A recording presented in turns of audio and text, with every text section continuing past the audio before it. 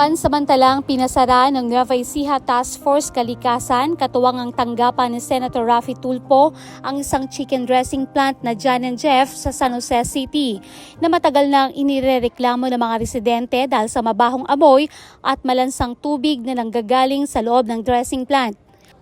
Nagtungo ang mga miyembro ng task force kasama ang mga staff ni Senator Tulfo, mga kawani ng Menro San Jose City at mga nagrereklamo ditong nakaraang August 7, 2024 sa nasabing dressing plant at inikot ang kanilang mga pasilidad gaya ng water treatment facility at ang lugar kung saan inilalagay sa sako at isinasakay sa truck ang mga balahibo at laman loob ng mga manok na kinakatay. Umaalingasawang mabahong amoy sa nasabing lugar at maging ang kanilang water treatment facility kahit nagpapaagos pa sila ng malinis na tubig na may kasamang gamot ay dugo at lamang loob pa rin ng manok ang maaamoy.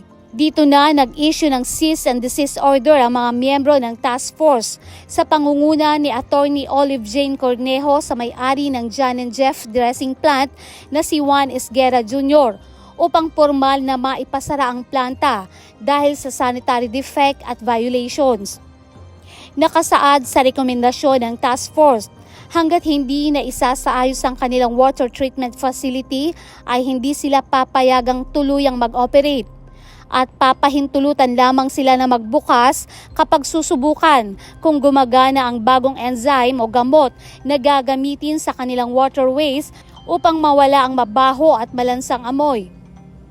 Lumapit ang mga residente ng Abar 1st at Abar 2nd San Jose City sa tanggapan ni Senator Raffy Tulfo at nakipag-ugnayan naman ang senador at kaniyang mga staff sa Nueva Ecija Task Force.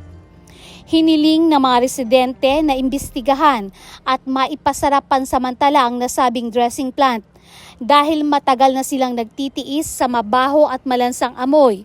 Hindi sila makakain, makatulog ng maayos at marami na rin ang nagkakasakit gaya ng mga bata at mga matatanda. Yung pong amoy, hindi po natin kayang sikmurain. Lalo na po sa madaling araw hanggang umaga. Talaga pong nanonood sa ilong. Para pong pinahid na pabango sa ilong kapag naamoy na. Yun po ang naamoy namin talaga. Araw-araw po yan.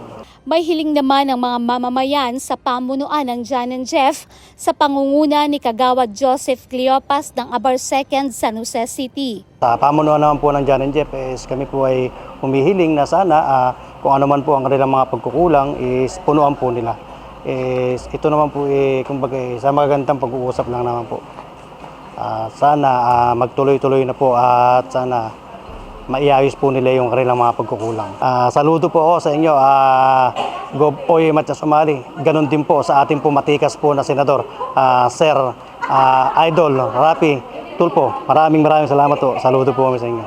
Samantala, magbibigay naman ng tulong pinansyal ang pamunuan ng John & Jeff sa mga mamamayan na nagkasakit sa mabahong amoy at nangako naman si Ver Fernandez, Sales Marketing Head ng nasabing planta at bayaw ng may-ari, na sila ay tatalima sa ipinag-uutos ng task force at nangakong gagawin ang lahat ng kanilang makakaya.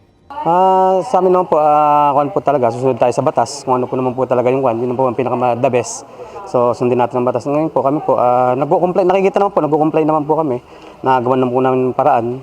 So, siguro po, time lang, o panahon lang po talaga, dapat mapagbigyan kami. Ayaw rin naman po namin mawalan ng mga hanap buhay mga tao na nagtatrabaho sa amin. So, magkakaroon po kami ng mga adjustment. So, ganun po. Opo, yun po ang gagawin namin. So, para makuha po natin yung tamang timpla.